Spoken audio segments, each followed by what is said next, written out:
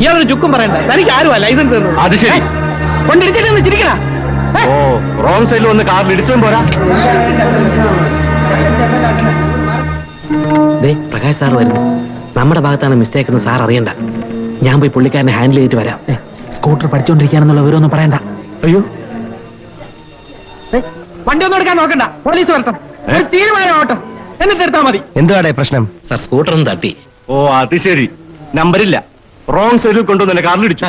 ഞാൻ കേസ് കൊടുക്കുന്നത് പേടിച്ചായിരിക്കും ഇങ്ങോട്ട് ഉടക്കാൻ വരുന്നത്. നിങ്ങളുടെ പേര് കുഴപ്പമൊന്നുമില്ലല്ലോ? അയ്യോ സാർ, ഞങ്ങൾ മര്യാദയ്ക്ക് വരികയായിരുന്നു. അയാളാണ് കൊണ്ട് തട്ടിയത്. ഞങ്ങൾ കളഞ്ഞിട്ട് പോകാന്ന് കരുതി, പിന്നെ അയാൾ തട്ടിക്കയറി. ഞങ്ങൾ അഡ്വക്കേറ്റ് ശ്യാം പ്രകാശിന്റെ ജൂനിയേഴ്സ് ആണെന്ന് പറഞ്ഞപ്പോ ഏത് ശ്യാം പ്രകാശ്, അവന്റെ തന്ത വന്നാലും എന്നെ ഒരു ചുക്കും ചെയ്യില്ലെന്ന് അയാൾ പറഞ്ഞു. ആളാരാണ് ഞങ്ങൾക്ക് അറിയാം. നീ വാ, നമുക്ക് ചോദിക്കാം. പോയ പെണ്ണിന്റെ കാശ് വാങ്ങിച്ചെന്ന്. നീ വാ. എന്താ പ്രശ്നം? നിങ്ങളാരാ? എന്റെ പേര് ശ്യാം പ്രകാശ്, അഡ്വക്കേറ്റ്. സോപ്പൊന്നും ഇടണ്ട, ട്രാഫിക് വളരെ കൂടിയ ഒരു സ്ഥലമാണിത്. നിങ്ങൾ തമ്മിൽ ഒരു കോംപ്രമൈസ് ആയിട്ട് ഇവർക്ക് എന്താ വേണ്ടെന്ന് വെച്ചാൽ കൊടുത്ത് സ്ഥലം കാലിയാക്കി. കണ്ടില്ലേ, എന്റെ ഭാഗത്താണെന്നൊന്നും എനിക്കറിയേണ്ട ആവശ്യമില്ല. ഞാൻ ആളിത്തിരി പക്ഷ. ഓ അത് ശരി. ആൾക്കാരുടെ മുമ്പിൽ വെച്ച് ഊരരുത്. നിങ്ങൾ മര്യാദയ്ക്ക് അവർക്ക് കാശ് കൊടുക്കുന്നോ? കാശ് കൊടുക്കുന്നില്ല. ഓഹോ, എങ്കിൽ പിന്നെ കോടതി വെച്ച് കാണാം. ഓ ശരി. ശരി. നിങ്ങളെ ഞാൻ എന്റെ കാലിൽ വീഴ്ചില്ലെങ്കിൽ എന്റെ പേര് അഡ്വക്കേറ്റ് ശ്യാം പ്രകാശ് എന്നല്ല. ചുമ്മാരടേ, നീ വണ്ടി എടുക്ക. വണ്ടി നമ്പർ നോട്ടി. എനിക്കറിയാം. ഞാൻ കാണിച്ചു തരാം. ഇവിടുന്ന പ്രശ്നമൊന്നും ഞാൻ ആരാണെന്ന് എനിക്ക് കാണിച്ചു തരാം.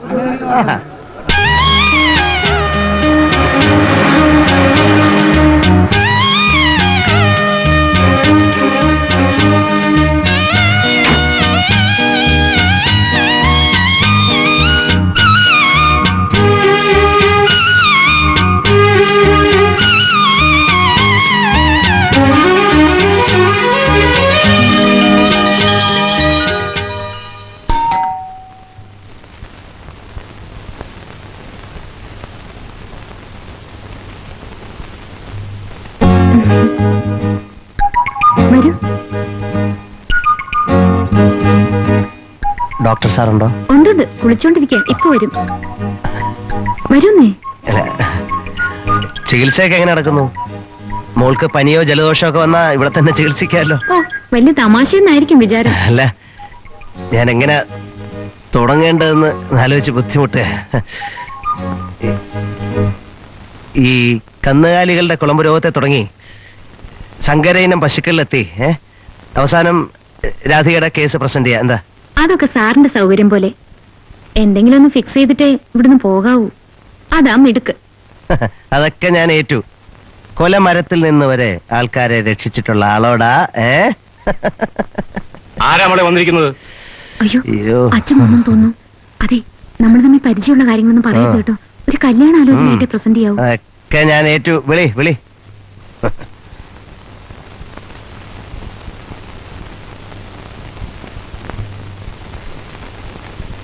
ആരാ? എന്തു വേണം?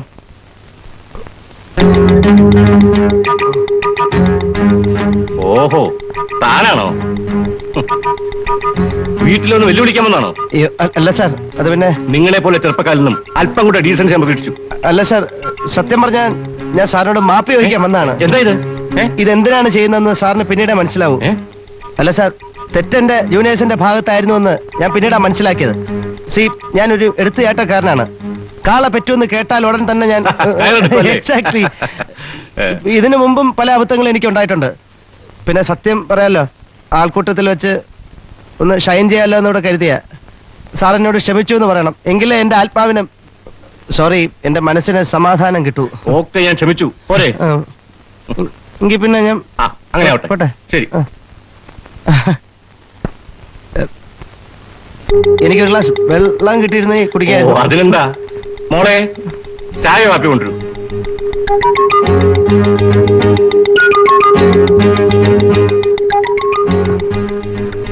മകളായിരിക്കും അല്ലേ? എന്താ? അല്ല, ഒന്നുമില്ല. ചായ കുടിക്കും. അച്ഛന് വേണ്ട. സാറൊരു മൃഗ ഡോക്ടറാണല്ലേ? എങ്ങനെ അറിയാം? അല്ല, എനിക്ക് കണ്ടപ്പോ മനസ്സിലായി. അല്ല, ഞാൻ മൃഗാശുപത്രി വെച്ച് സാറിനെ ഒരിക്കൽ കണ്ടു, അങ്ങനെ മനസ്സിലായി. സാർ എനിക്കൊരു ഉപകാരം ചെയ്തു തരണം. It's A request. എന്താ പറയൂ. സാർ അതിനെ നോ എന്ന് പറയരുത്. ഇതെന്റെ ജീവിതത്തിന്റെ ഒരു പ്രശ്നമാണ്. ഈ നാട്ടിൽ ഏറ്റവും പ്രാക്ടീസ് ഉള്ള ഒരു ക്രിമിനൽ ലോയറാണ് ഞാൻ. സാർ എനിക്ക് സാറിന് നോ എന്ന് പറയരുത്. സാറിന്റെ ഒരു അൽസേഷൻ പട്ടിക്കുട്ടി തരണം. അതിലൂടെ പട്ടികളെ ഇല്ലല്ലോ. പട്ടിയില്ലേ? എന്നാ ഞാൻ ഇറങ്ങട്ടെ. ഒന്ന് നിന്നേ. ശ്യാമിന്റെ അമ്മ ഇന്നലെ രാവിലെ ഇവിടെ വന്നിരുന്നു. നിങ്ങളുടെ വിവാഹം അടുത്ത മാസം നടത്താൻ തീരുമാനിച്ച ഞങ്ങൾ വിരിഞ്ഞത്. സാർ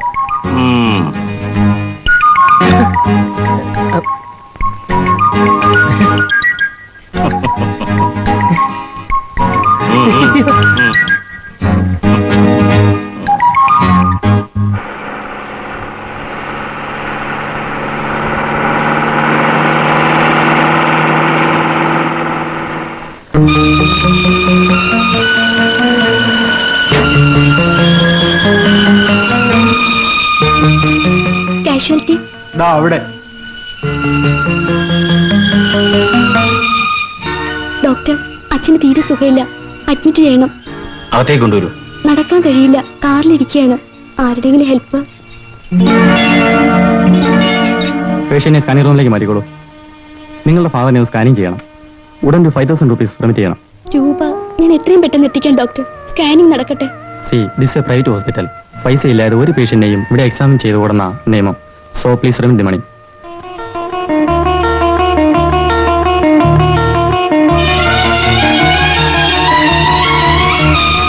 ഒന്ന് ഫോൺ ചെയ്യണമായിരുന്നു. നമ്പർ എത്രയാ? 66443.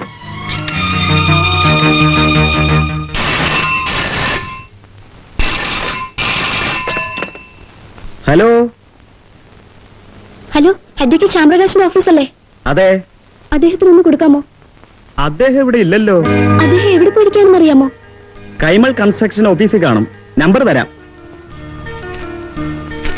72495. ഒരു മിനിറ്റ്, ഒന്ന് കുറിച്ചെടുത്തോട്ടെ. ആ പേനയും തരൂ. 72495. 72495. കൈമൾ കൺസ്ട്രക്ഷൻ. ശരി, 72495 ഒന്ന് തരുമോ?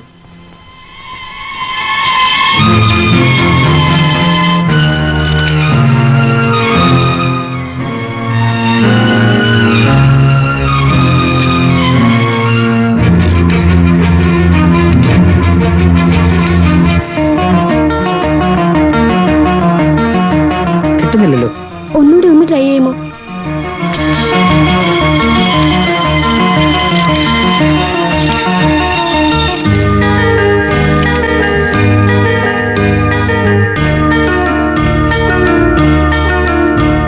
ഡബിൾ 64443 ഒന്നുകൂടി വിളിക്കൂ.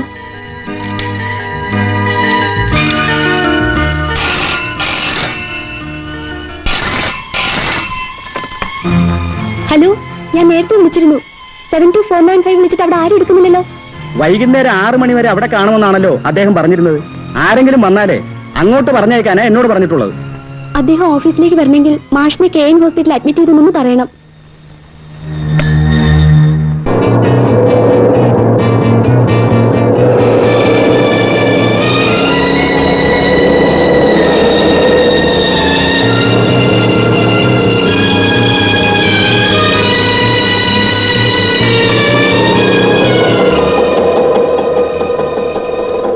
എത്രയാ? 5 രൂപ.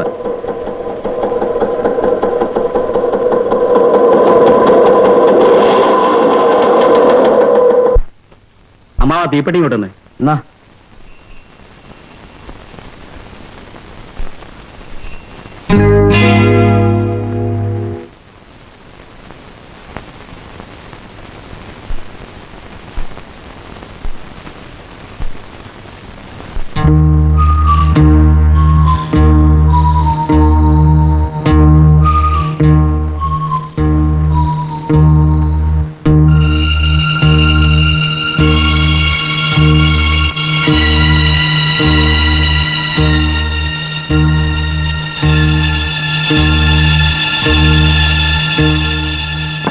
ശ്യാമേട്ടാ,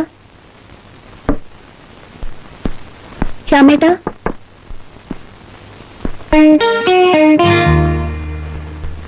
ശ്യാമേട്ടനല്ലേ ഇവിടെ? ശ്യാം പ്രകാശ് ഉണ്ടല്ലോ, ഞാൻ വിളിക്കാം. ഇരിക്കൂ.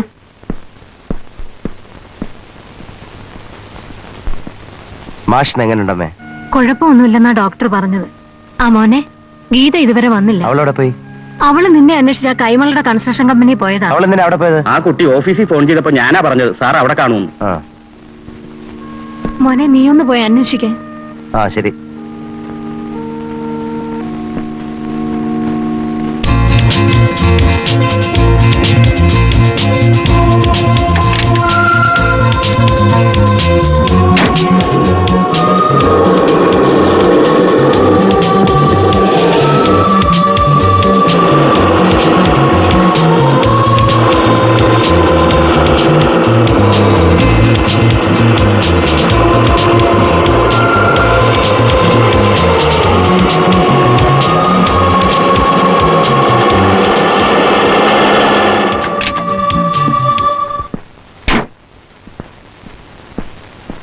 എന്നെ തിരക്കി മാഷിന്റെ മകൾ ഇവിടെ വന്നോ? ഇവിടെ വന്ന് കണ്ടില്ലല്ലോ സാറേ.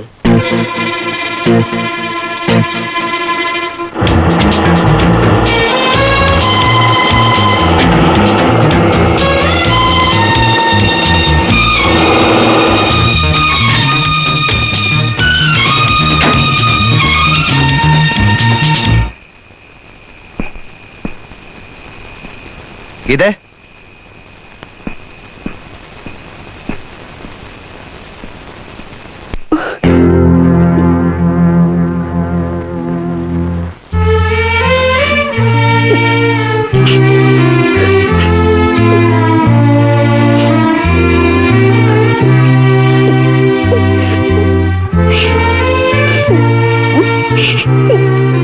എന്താ ഉണ്ടായത്?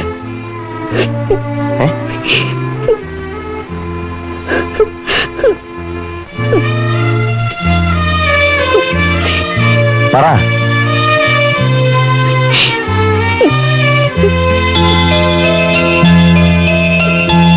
മാഷിന്റെ മോളല്ലേ? അതെ. എന്നെ തെറ്റിദ്ധരിക്കില്ലെങ്കിൽ ഞാനൊരു കാര്യം ചോദിക്കട്ടെ. പ്രകാശുമായി കുട്ടിക്ക് എന്താ ബന്ധം? ഏയ്, അത് മോശം. ചോദ്യത്തിന് മറുപടി പറയാതെ പോകുന്നത് മാനേഴ്സേ അല്ല.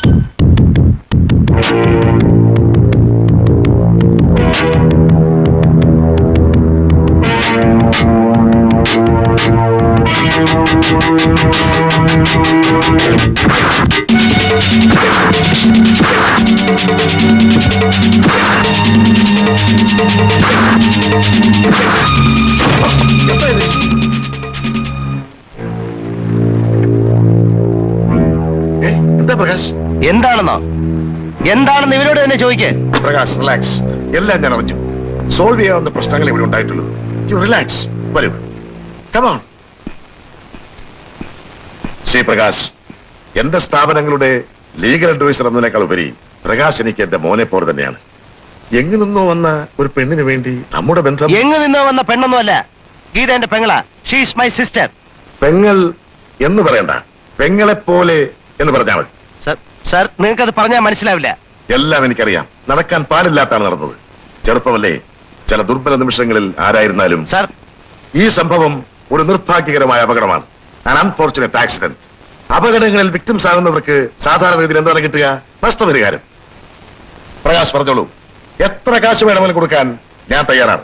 അങ്ങനെ വില കൊടുത്ത് വാങ്ങാൻ കഴിയുന്നതല്ല ആ കുട്ടിക്ക് നഷ്ടപ്പെട്ടത്. ഓക്കെ, ഒരു ഒത്തുതീർപ്പിന് ഞാൻ തയ്യാറാണ്. വളരെ ന്യായമായ ഒരു ആവശ്യം, വൺ റീസണബിൾ ഡിമാൻഡ്. മോഹൻ ഗീതയെ വിവാഹം കഴിക്കണം. അതല്ല പ്രകാശ്, അതിപ്പോ മിനിസ്റ്ററുടെ മകളുമായിട്ടുള്ള ഒരു പ്രപ്പോസൽ ഒക്കെ ശരിയായിരിക്കുകയാണ്. അതൊരു പ്രപ്പോസൽ മാത്രമാണ്. ഇതൊരു പെൺകുട്ടിയുടെ ജീവിത പ്രശ്നമാണ്. അല്പം കൂടി പ്രാക്ടിക്കൽ ആയിട്ടുള്ള എന്തെങ്കിലും പറയൂ പ്രകാശ്. എന്താ, അവർക്ക് കാശില്ല എന്നുള്ളതാണ് നിങ്ങളുടെ പ്രശ്നം? സി, എന്റെ പേരിലുള്ള എല്ലാ സ്വത്തുക്കളും ഞാൻ അവളുടെ പേരിൽ എഴുതി വെക്കാം. എത്ര കാശ് വേണമെങ്കിലും ഞാൻ നിങ്ങൾക്ക് തരാം. പറയൂ, how much do you want? Very sorry Prakash, ഈ ഒരു കാര്യം ഒഴിച്ച് വേറെ എന്ത് വേണമെന്ന് ചോദിച്ചോളൂ. ഇതിൽ കുറഞ്ഞുള്ള ഒരു കോംപ്രമൈസിനും ഞാൻ തയ്യാറല്ല. നിങ്ങൾ പറയുന്ന കോംപ്രമൈസ് എനിക്ക് സ്വീകാര്യവുമല്ല. ഉറപ്പാണോ? ഉറപ്പാണ്.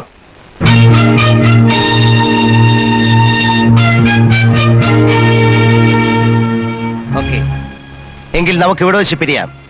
Mister Kaimal, we are parting our ways here. ചതഞ്ഞ പാമ്പിനെ കൊല്ലണ്ടെന്ന് കരുതിയ മാത്രമല്ല, നിന്നെ എനിക്ക് ആവശ്യമുണ്ട് എന്റെ പെങ്ങടെ കഴുത്തിൽ താലി കെട്ടാൻ.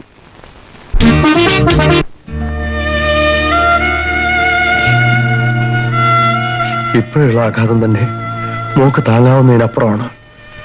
ഇനിയിപ്പോ കോടതി കേസും കൂടെ കൊടുത്തത് അത് വേണോ ശ്യാം? വേണം, തീർച്ചയായും വേണം. വളരെ പ്രാക്ടിക്കൽ ആയിട്ടുള്ള ഒരു വഴി എന്ന നിലയ്ക്കാണ് ഞാൻ മോഹനെതിരെ കേസ് കൊടുക്കാൻ തീരുമാനിച്ചത്. വിക്ടിംസിനെ ചോദ്യം ചെയ്ത് പരിഹാസ്യ കഥാപാത്രങ്ങളാക്കിയ ചരിത്രമാണ് ഇത്തരം കേസുകൾക്കെല്ലാം ഉള്ളത്. നീതി ലഭിച്ചിട്ടുള്ളവർ എത്ര പേരുണ്ടാവും ശ്യാം? പക്ഷേ ഇത്തരം കേസുകളിൽ പ്രതിക്ക് ജീവപര്യന്തം വരെ ലഭിക്കാം. പക്ഷേ ഈ കേസിൽ മോഹന് ശിക്ഷ വാങ്ങിക്കൊടുക്കുകയല്ല എന്റെ ഉദ്ദേശം. ഞാൻ ഈ കേസ് ഫൈറ്റ് ചെയ്താൽ 100% വിജയിക്കുമെന്ന് കൈമലിനറിയാം. അതുകൊണ്ട് നിയമ നടപടികൾ തുടങ്ങിക്കഴിഞ്ഞാൽ അയാൾ ഒത്തുതീർപ്പിന് വരുമെന്ന് എനിക്ക് ഉറപ്പാണ്. അങ്ങനെ അല്പം വൈകിയാണെങ്കിലും മോഹനെ കൊണ്ട് തന്നെ ഗീതയെ വിവാഹം കഴിപ്പിക്കാമെന്ന എന്റെ കണക്കൂട്ടൽ. അതുകൊണ്ട് ഈ കേസ് ഫയൽ ചെയ്യാൻ മാഷിനെ അനുവദിക്കണം. It's A request. എല്ലാം ശ്യാമിന്റെ ഇഷ്ടം. ഗീതയോട് കൂടി ഇതിനെക്കുറിച്ചൊന്ന് സംസാരിക്കണം.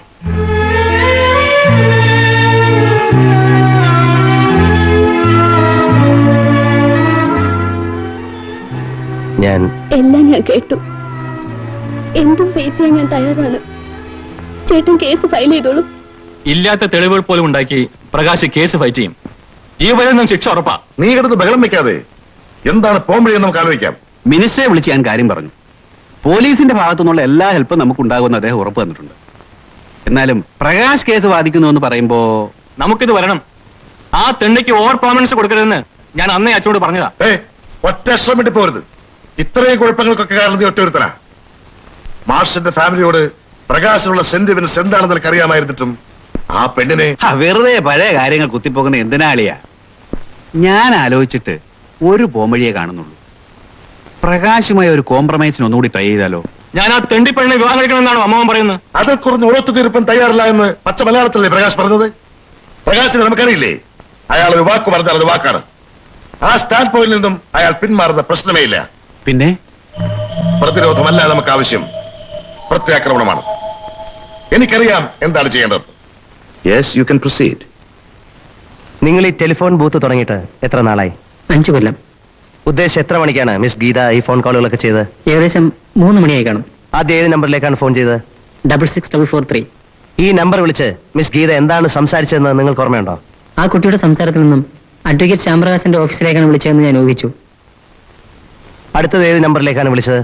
72495 കൈമൽ കൺസ്ട്രക്ഷന്റെ ഓഫീസിലേക്ക്. കൈമൽ കൺസ്ട്രക്ഷൻസിലേക്കാണ് വിളിച്ചതെന്ന് നിങ്ങൾക്ക് എങ്ങനെ മനസ്സിലായി? കൈമൽ കൺസ്ട്രക്ഷൻ എന്നുള്ളതും 72495 എന്ന നമ്പരും അവർ കുറിച്ചിട്ടത് എന്റെ accounting ഷീറ്റിലാണ്.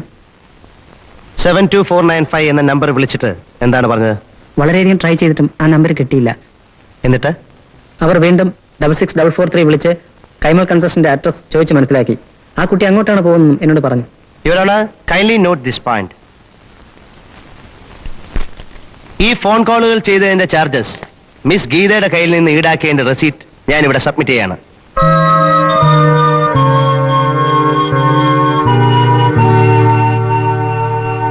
You can proceed with the next witness.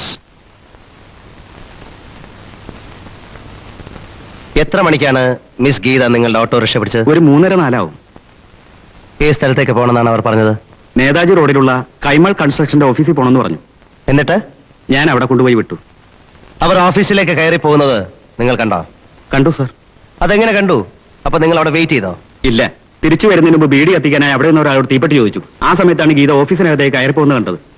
ഇവരാണ് മിസ് ഗീത 4 മണിക്ക് കൈമൾ കൺസ്ട്രക്ഷൻസിന്റെ ഓഫീസിൽ പോയിരുന്നു എന്നുള്ളത് സാക്ഷിമൊഴിയിൽ നിന്ന് വ്യക്തമാണ്. അവിടെ പോകാനുണ്ടായ സാഹചര്യങ്ങളും വളരെ കൺവിൻസിംഗ് ആണ്.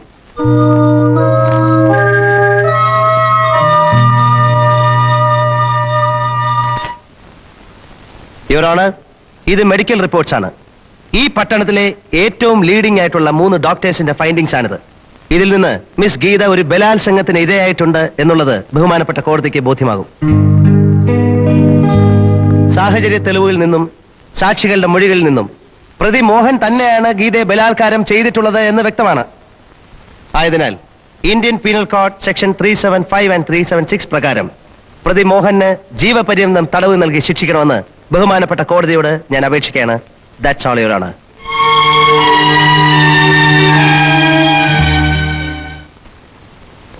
Counsel for the accused may proceed. Your honour, telephone ബൂത്തിലുണ്ടായിരുന്ന ബാബുവിന്റെയും ഓട്ടോറിക്ഷ ഡ്രൈവർ ശ്രീകണ്ഠന്റെയും മൊഴികൾ 100% വിശ്വസനീയമാണ്. 4 മണിയോടുകൂടി ഗീത കൈമൾ കൺസ്ട്രക്ഷന്റെ ഓഫീസിൽ കയറിപ്പോയതും ശരിയാണ്. ബട്ട് യുവർ ഓണർ, പ്രതി മോഹന്റെ പേരിൽ ആരോപിക്കപ്പെട്ടുള്ള കുറ്റം കെട്ടിച്ചമച്ചിട്ടുള്ളതാണ്.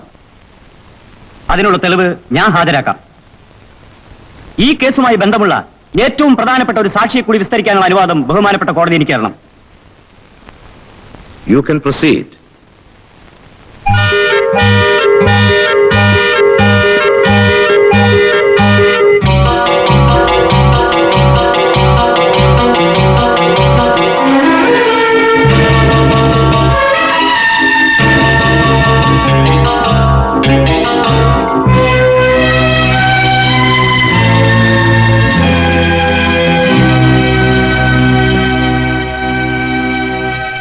നിങ്ങൾ മിസ്റ്റർ ശ്യാംപ്രകാശിന്റെ ജൂനിയറായി പ്രാക്ടീസ് ചെയ്യല്ലേ? അതെ.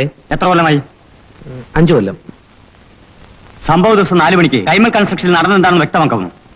ശ്യാംപ്രകാശ് സാർ പറഞ്ഞതനുസരിച്ച് ഒരു കേസിന്റെ ഡീറ്റെയിൽസ് ഡിസ്കസ് ചെയ്യാനായി കൈമൾസ് കൺസ്ട്രക്ഷന്റെ ഓഫീസിൽ ഉദ്ദേശം 4 മണിക്ക് ഞാൻ പോയിരുന്നു. അവിടെ മിസ്റ്റർ മോഹനുമായി കേസിന്റെ കാര്യങ്ങൾ ഡിസ്കസ് ചെയ്തുകൊണ്ടിരുന്നപ്പോൾ മിസ് ഗീത അവിടെ വരികയും ശ്യാംപ്രകാശ് സാർ ഉണ്ടോ എന്ന് തിരക്കുകയും ചെയ്തു. അദ്ദേഹം അവിടെ വന്നിട്ടില്ലെന്നും അദ്ദേഹത്തിന്റെ വീട്ടിൽ തന്നെ കാണുമെന്നും മോഹൻ പറഞ്ഞു. അപ്പോൾ തന്നെ ഗീത മടങ്ങി പോവുകയും ചെയ്തു. 5 വർഷം തന്റെ ജൂനിയറായി പ്രാക്ടീസ് ചെയ്തുകൊണ്ടിരിക്കുന്ന മാന്യ സുഹൃത്തിന്റെ മൊഴി മിസ്റ്റർ ശ്യാംപ്രകാശ് തീരെ പ്രതീക്ഷിച്ചിരിക്കില്ല. പല കൊളരായ്മയ്ക്ക് കൂട്ടുനിന്നും അടുത്ത് സത്യത്തിന്റെയും ന്യായത്തിന്റെയും പാതയിലൂടെ സഞ്ചരിക്കാൻ അല്പം വൈകിയെങ്കിലും മിസ്റ്റർ ഗോപാലകൃഷ്ണൻ സാധിച്ചു. That's all your owner.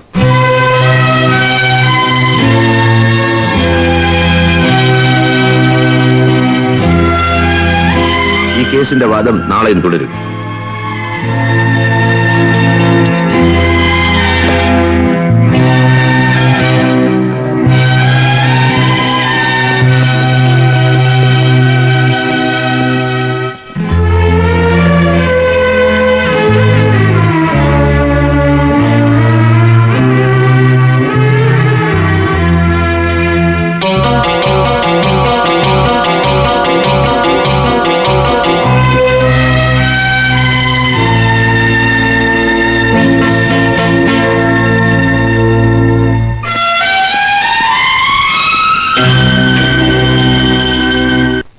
പക്ഷേ കേസ് കൊടുത്തത് തെറ്റായി പോയെന്ന് എല്ലാവരും എന്നെ കുറ്റപ്പെടുത്തുന്നു.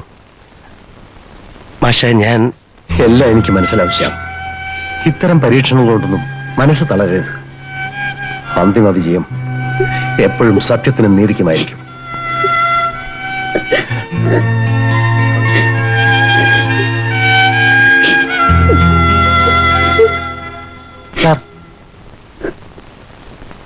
ഗോപാലകൃഷ്ണൻ അവര് വിലയ്ക്ക് വാങ്ങിയതാവും.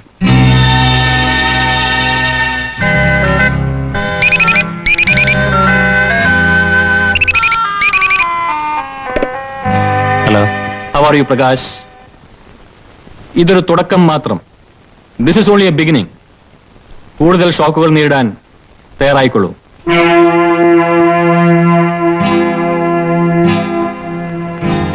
വൈകിട്ടില്ല. കോംപ്രമൈസിന് ഇത് സമയമുണ്ട്. എന്താ ഒന്നും മിണ്ടാത്തത്? ഓഹോ, എന്നോട് ദേഷ്യമായിരിക്കും. ശ്രീ പ്രകാശ്, ഞാൻ സമ്മതിക്കുന്നു, എന്റെ മോൻ ചെയ്ത് തെറ്റ് തന്നെയാണ്. മദ്യത്തിന്റെ ലഹരിയിൽ നമുക്ക് എല്ലാവർക്കും പറ്റാവുന്ന ഒരു അബദ്ധം മാത്രമാണ്. ഇരു കൂട്ടരും വിട്ടുവീഴ്ച ചെയ്യുന്നതിനെയാണ് കോംപ്രമൈസ് എന്ന് പറയുന്നത്. നമ്മൾ തമ്മിൽ ഇത്രയും അടുപ്പമുള്ള സ്ഥിതിക്ക് നിങ്ങൾ ഇപ്പോഴും ആദ്യത്തെ സ്റ്റാൻഡിൽ ഉറച്ചു നിൽക്കുന്നത് കഷ്ടമാണ്. എന്റെ ഓഫർ ഞാൻ റിപ്പീറ്റ് ചെയ്യുന്നു. നിങ്ങൾ ഈ കേസിൽ നിന്നും പിന്മാറുകയാണെങ്കിൽ 10 ലക്ഷം രൂപ വരെ അവർക്ക് കൊടുക്കാൻ ഞാൻ തയ്യാറാണ്. 10 lakhs. ആ കുട്ടിക്ക് ഒരു പുതിയ ജീവിതം തുടങ്ങാൻ ഈ തുക ധാരാളമല്ലേ? നമുക്ക് എല്ലാം മറന്നൊന്നാകുകയും ചെയ്യാം. എന്ത് പറയുന്നു mister Prakash?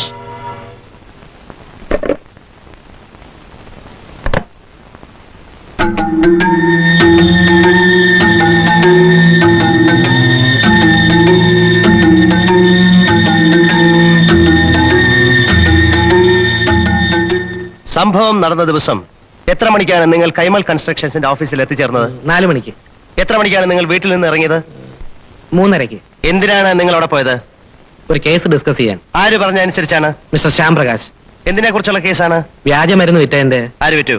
Mister Kaimal. Mister Kaimal വ്യാജമരുന്ന് വിറ്റു എന്നോ? കൈമൾ വിറ്റു എന്നതാണ് പോലീസ് കേസ്. ഏത് വകുപ്പ് പ്രകാരമാണ് ആ കേസ് ചാർജ് ചെയ്തിട്ടുള്ളത്? ആ കേസിന്റെ വാദം ഏത് ഘട്ടം വരെയായി? ഇതുവരെ എത്ര സാക്ഷികളെ വിസ്തരിച്ചു കഴിഞ്ഞു?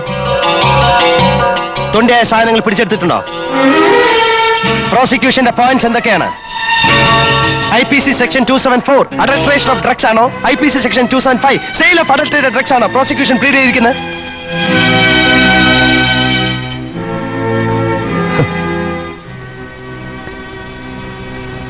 യുവർ ഓണർ, ആ കേസിന്റെ ബേസിക് ഫാക്ട്സ് പോലും അറിയാത്ത മിസ്റ്റർ ഗോപാലകൃഷ്ണനെ ശ്യാം പ്രകാശ് തന്റെ കേസ് ഡിസ്കസ് ചെയ്യാൻ വേണ്ടി കൈമൾ കൺസ്ട്രക്ഷൻസിലേക്ക് അയച്ചു എന്ന് പറയുന്നത് തികച്ചും അവിശ്വസനീയമാണ്. Your honour, let me come to my next point.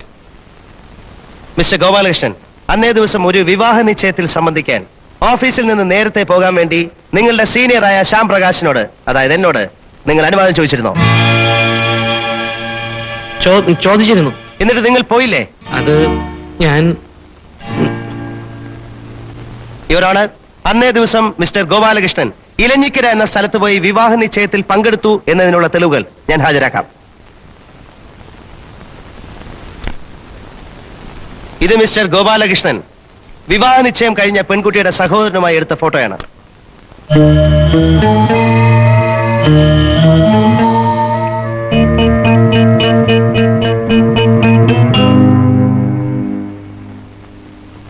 Your honour, ഞാൻ വിവാഹ നിശ്ചയത്തിന് പോയിരുന്നു എന്നത് സത്യമാണ്. പക്ഷേ അത് വൈകുന്നേരം 5 മണിക്കായിരുന്നു. മിസ് ഗീത കൈമൾ കൺസ്ട്രക്ഷനിൽ വന്നു പോയ ഉടനെ ഞാൻ നേരെ എലഞ്ഞിക്കരയ്ക്കാണ് പോയത്. യുവർ ഓണർ, എന്റെ ജൂനിയറും മാന്യ സുഹൃത്തും സത്യസന്ധനും ഉണ്ട ചോറിന് നന്ദി കാണിക്കുന്നവനുമായ നമ്മുടെ സാക്ഷി മിസ്റ്റർ ഗോപാലകൃഷ്ണൻ പറഞ്ഞ എന്റെ സത്യാവസ്ഥ ബഹുമാനപ്പെട്ട കോടതിക്ക് മനസ്സിലാകണമെങ്കിൽ ഈ ഫോട്ടോയിൽ അദ്ദേഹം കയ്യിൽ ധരിച്ചിട്ടുള്ള വാച്ചിലെ സമയം നോക്കിയാൽ മതി.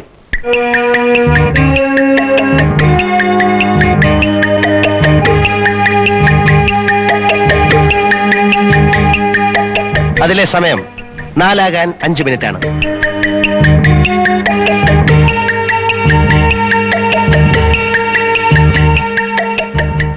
യുവർ ഓണർ, അന്ന് എന്റെ വാച്ച് കേടായിരുന്നു.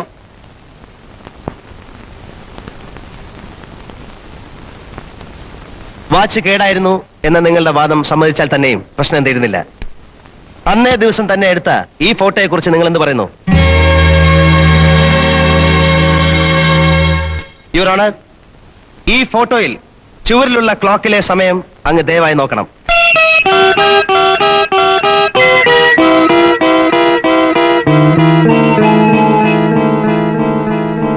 അതിലെ സമയം 4:10. കൈമൾ കൺസ്ട്രക്ഷൻസിന്റെ ഓഫീസിൽ നിന്നും ഇലഞ്ഞിക്കര വരെയുള്ള ദൂരം 80 കിലോമീറ്റർ ആണ്. അതായത് മിനിമം 2 മണിക്കൂർ യാത്ര. 4:10 വരെ ഇലഞ്ഞിക്കര ഉണ്ടായിരുന്നു എന്ന് പറയുന്ന ഈ സാക്ഷി 4 മണിക്ക് കൈമൾ കൺസ്ട്രക്ഷൻസിന്റെ ഓഫീസിൽ വെച്ച് ഗീതയെ കണ്ടു എന്ന് പറഞ്ഞു കഴിഞ്ഞാൽ എങ്ങനെയാണ് വിശ്വസിക്കുക യുവർ ഓണർ?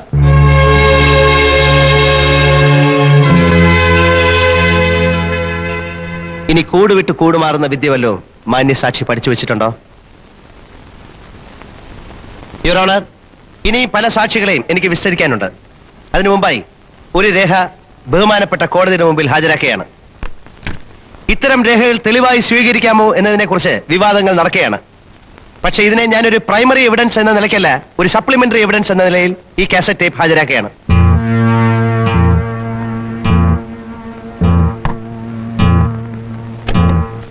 പ്രകാശ്, ഇതൊരു തുടക്കം മാത്രം.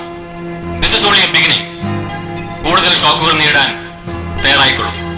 വൈകിട്ടില്ല, കോംപ്രമൈസിന് ഇനി സമയമുണ്ട്. എന്താ ഒന്നും ഉണ്ടാത്തത്? ഓഹോ, എന്നോട് ദേഷ്യമായിരിക്കും.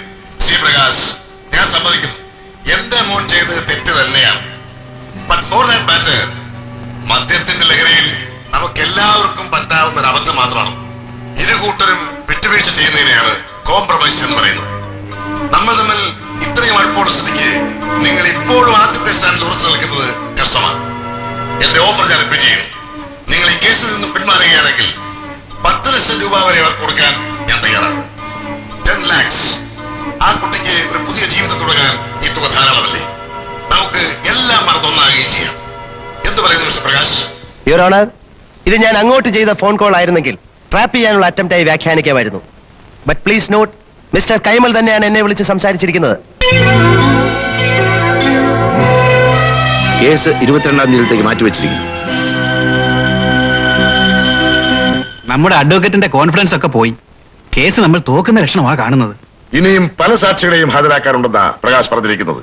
ഛേ, അവന്റെ നീക്കങ്ങൾ മുൻകൂട്ടി കാണാൻ കഴിയാത്തതാണ് നമുക്ക് പറ്റിയ ഏറ്റവും വലിയ പരാജയം. അപ്പൊ പിന്നെ നീ വിഷമിക്കണ്ട, ഞാൻ ആലോചിച്ചിട്ട് ഒരു വഴിയേ കാണുന്നുള്ളൂ. കേസ് ഒരു പുതിയ ഡയറക്ഷനിലേക്ക് തിരിച്ചുവിടുക. എങ്ങനെ? പ്രകാശിന്റെ ഡിക്ഷണറിയിലെ ആദ്യത്തെയും അവസാനത്തെയും വാക്ക് കോടതിയാണ്. ആ കോടതി തന്നെ അവന് വാട്ടർലുവായി മാറണം. ഇതാര് ഗോപാലകൃഷ്ണനോ? വാ വാ വാ വാ. പിന്നെന്തൊക്കെയുണ്ട് ഗോപാലകൃഷ്ണ വിശേഷങ്ങൾ? ഒരു സ്മാൾ ഒഴിക്കട്ടെ? അയ്യോ വേണ്ട സാർ, ഞാൻ എന്ന് ജോയിൻ ചെയ്യണമെന്ന് ചോദിക്കാൻ വന്നതായിരുന്നു. എവിടെ ജോയിൻ ചെയ്ത കാര്യം? അല്ല, സാറിന്റെ കമ്പനിയുടെ ലീഗൽ അഡ്വൈസറായിട്ട് എന്നെ നിയമിക്കാന്ന് പറഞ്ഞിരുന്നില്ലേ? ഓ, അത് വരട്ടെ ഗോപാലകൃഷ്ണ. തൽക്കാലം ഗോപാലകൃഷ്ണൻ തനിയെ പ്രാക്ടീസ് ചെയ്യേ. സമയമാകുമ്പോൾ എന്താ വേണ്ടെന്ന് വെച്ചാൽ ഞാനങ്ങ് ചെയ്യാം. അല്ലേ അളിയ? പിന്നല്ലാതെ. സാർ, അത് കാശ് വല്ലതും വേണമല്ലേ? 1000-ഓ 2000-ഓ ആഫീസിൽ നിന്ന് അക്കൗണ്ടിനോട് ചോദിച്ചാൽ തരും. വാങ്ങിച്ചോ? ആ, കമോൺ, പോയിട്ട് വാ ഗോപാലകൃഷ്ണ. ഞാനല്ലേ പറയുന്നത്, ചെല്ലേ. സാർ, പോയിട്ട് വാ ഗോപാലകൃഷ്ണ.